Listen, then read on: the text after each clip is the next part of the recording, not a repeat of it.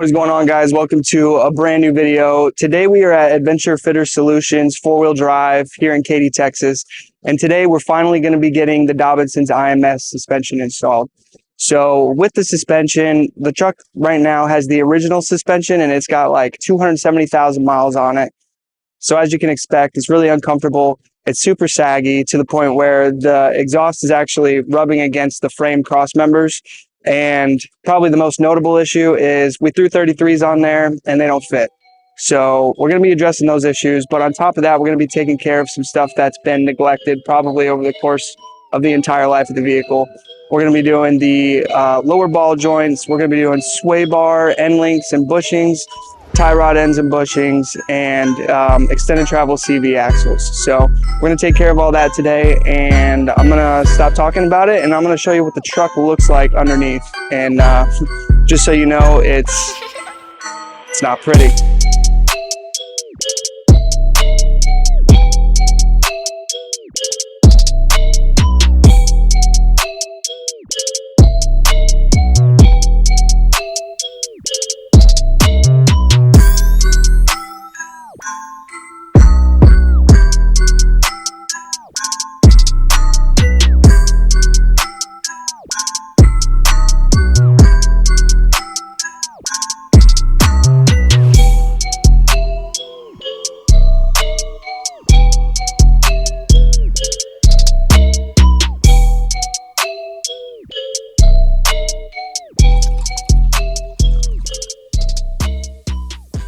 Right? Yeah, 36.5, pretty much exactly. And on the other side,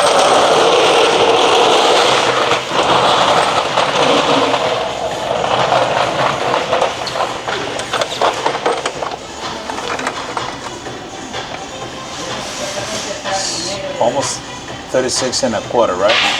Yeah. So a quarter of difference. Well, it looks like that 1/4 inch spacer is going to do what it's got to do. Exactly. It's about exactly the same back there.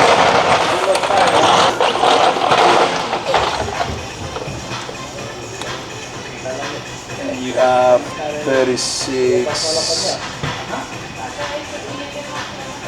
You see there? Like, It's about a half, maybe a little. It's hard to tell because the tire sticks out further than. yeah. But I would say that it's right here, right? Yeah, maybe like almost 3/4. Yeah. Exactly. So the original measurements, we have 36.25 on the front driver's side, 36.5 on the front passenger side, and then 36.25 on the rear driver's side, and then 36.75 on the rear passenger side. So here we are going to be working on Tyler's 3-Gen 4Runner. I actually have one, and for me it's an excellent off-roader. So what are we going to be doing? We're going to be installing Dobinson suspension front and rear. We're also going to be installing the long travel extended CV axles, the seals, of course, sway bar links, inner and outer tie rods, and on the rear we got a small trick that I saw on a YouTube channel. So the 3rd-gen 4Runner front end links, you put it on the back, and the 2nd-gen 4Runner rear sway bar links goes to the front. That will allow you to have more articulation when you're doing off-road. Some of the minor problems that we're gonna encounter, probably some of the rust, so the bolts, we gotta see if they're not gonna break when we're taking it out. And the rest we see that is in pretty good shape.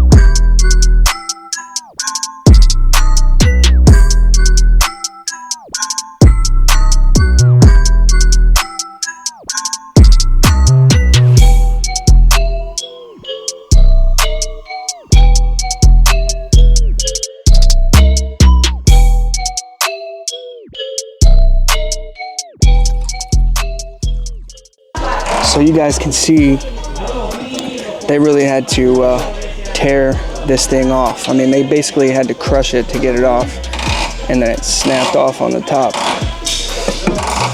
That's what rust does to a vehicle. All right, guys, we're here with Josue. They just finished up, and they're just gonna kind of go over what we've done. Perfect. So this is the next day. We had some minor issues with rust, especially on the rear part of the truck.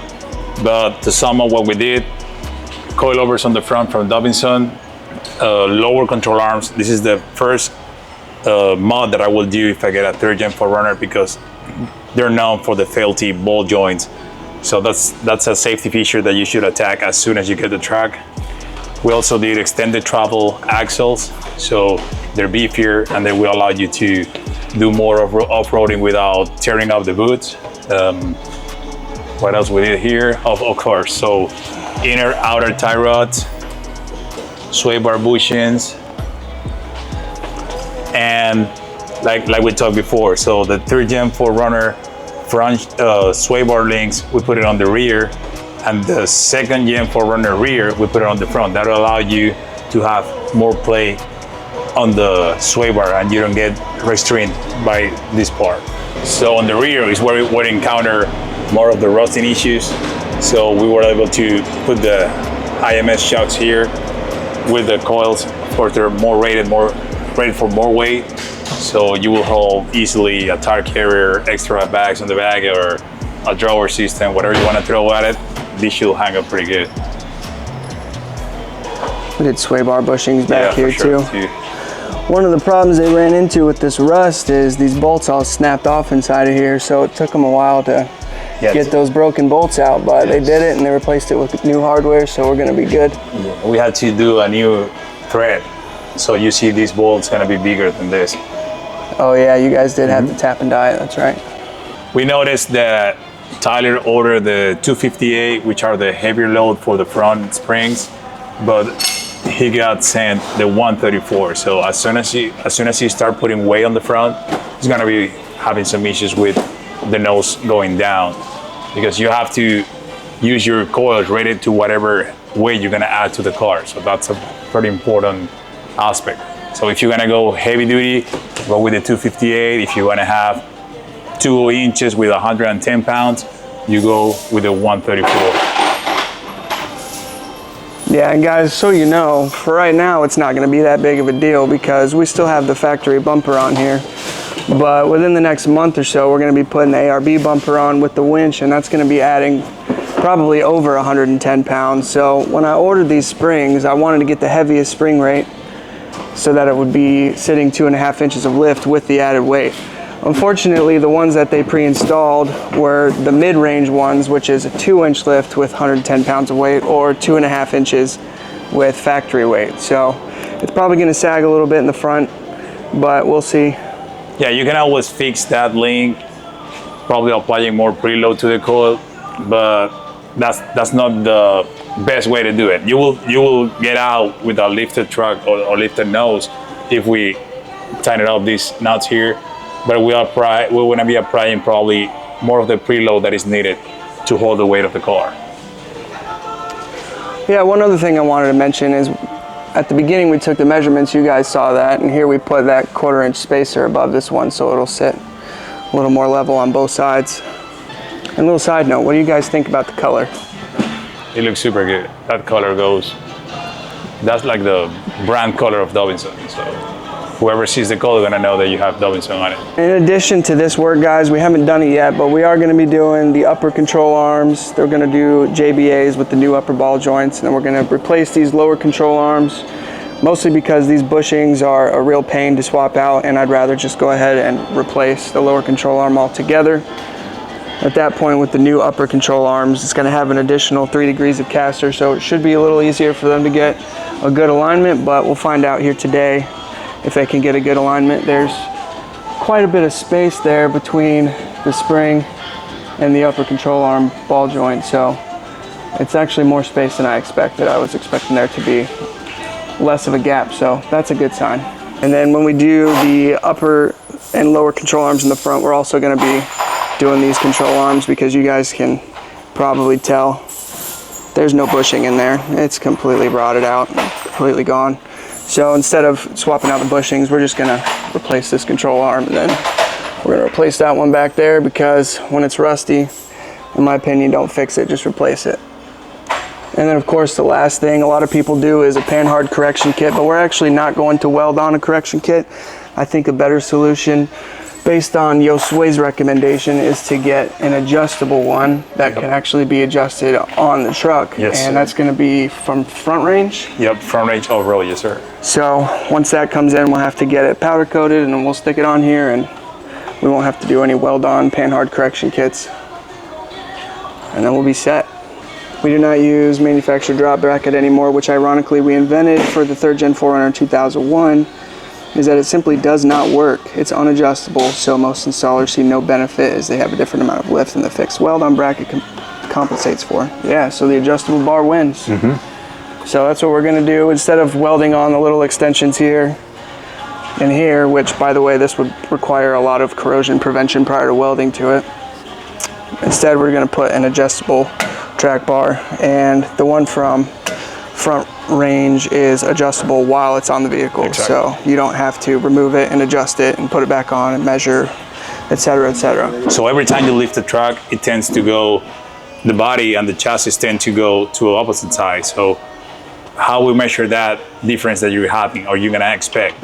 So we measure from the frame to the inner part of the tire on both sides, and we're gonna see that this part of the axle is going, or the chassis is more to this side. So with the track bar or the pan-hard bar, what we do is, while it's installed, it allows you to correct that angle and take it back to the specification. So it's gonna have the same measurement from here to the inner side, and same thing on this side.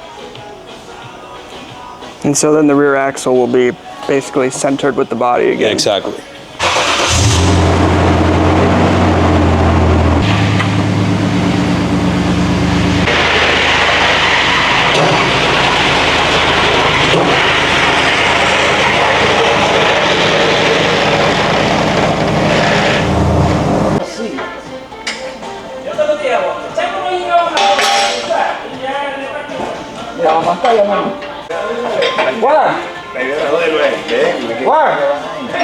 Ahora sí le va a dar.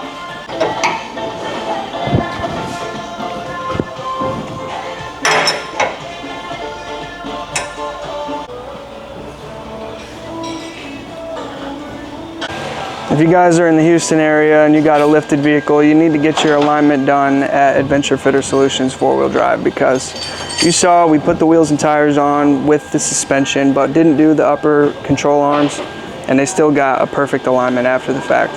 There's a lot of you guys I've seen posting on Facebook that are doing alignments at other shops that don't know anything about lifted vehicles, and they can't get the alignment right. This is the place. Okay, now you're 38 and 3/8. Let's see your back. Yeah, 36.5. So you went almost 38.5, so almost 2 inches. You see here? Yeah, a little, is it like a little tiny bit above 38 and a half? I would say right there. Like here, 38.5. Yeah, 38. Oh yeah, 38 and a half. So And it was 36 and a quarter, right? 36.5 on this. So exactly 2 inches. And you have 39 3/4 on the back. Now you have 39 and 1/8. Yeah, it was 36 and 3/4 before. Yeah. So let's go to the other side.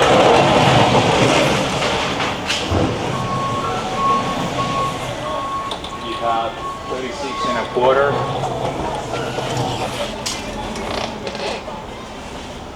38.25. So yeah, you still have some minor lean to this side, and we can adjust later on.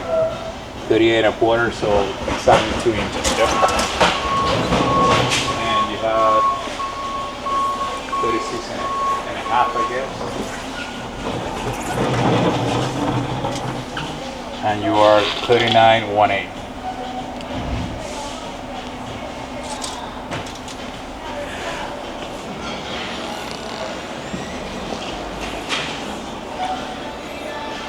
Yeah, it looks really good.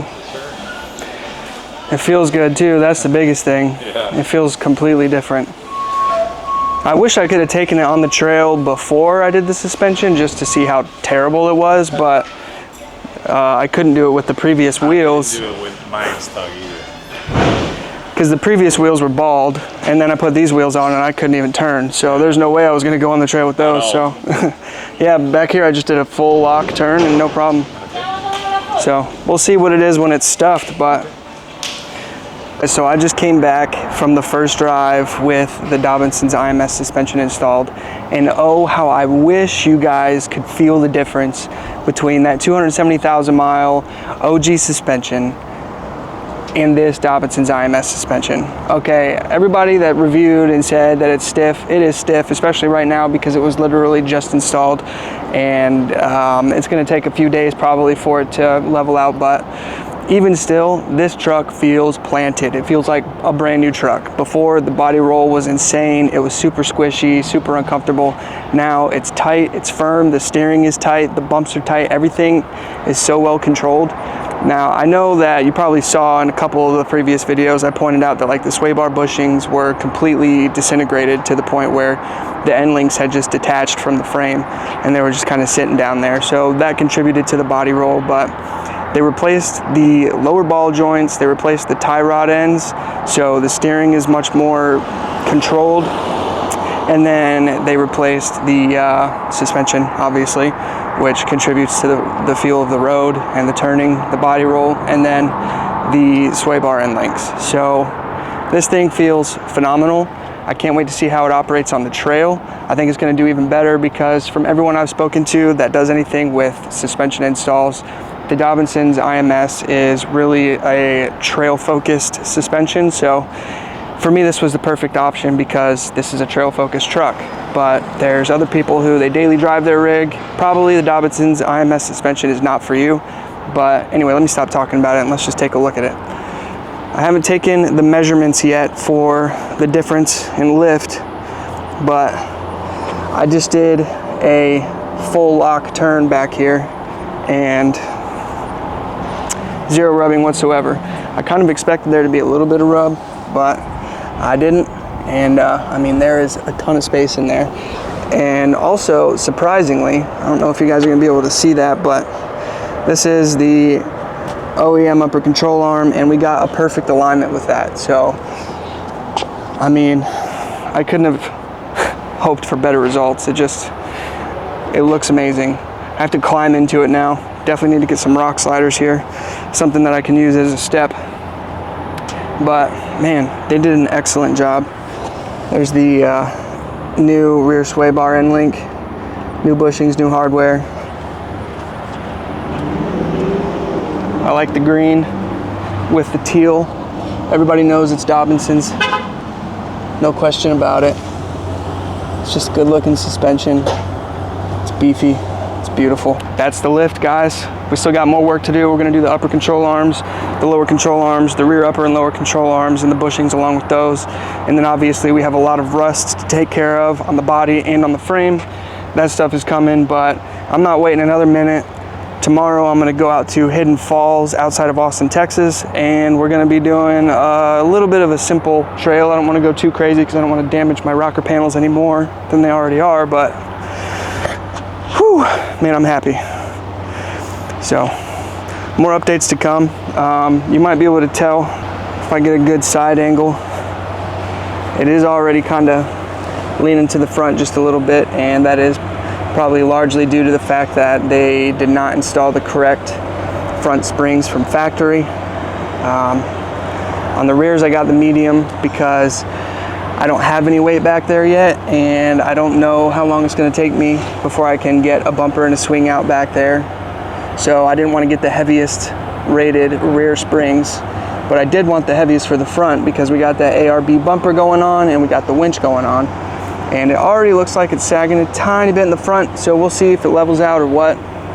but I'm gonna have to reach out to SRQ Fabrications and see if they can do me right, because I checked my order and I did indeed order the correct spring for the front, and I did receive the wrong one. So I'm gonna see if I can figure that out. I will update you guys in the future, but for now, I'm gonna go pay for this, and I gotta drive it a lot.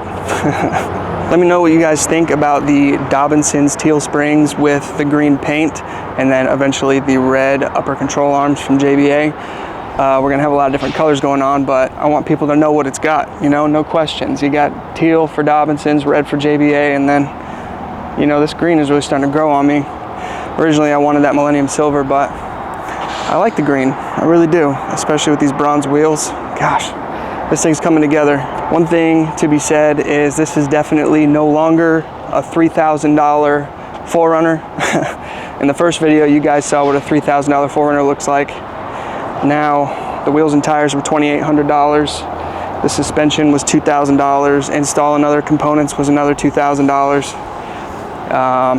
So things are racking up quick. But the good thing is, wheels and tires and suspension is probably the most expensive thing that's going to happen to this build. I guess we'll find out about the frame repair and body repair, but I don't have a quote on that yet. So that's going to be in a couple videos from now. But thanks for tuning in, guys. I hope you love the build.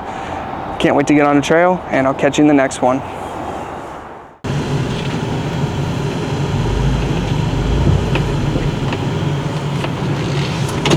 I don't have a spotter, so I'm just gonna get out and check, see where I'm at.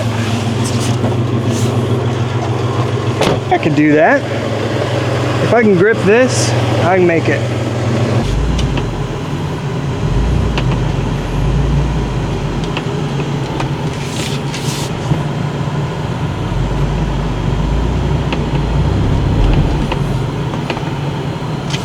I was a little concerned I was going to be too far over here, so I wanted to get out and check, see how much space I had. Uh-oh. I just got quiet. Whew. Time for a fuel pump. That scared me a little bit. If I would have died right there, that would have been a problem.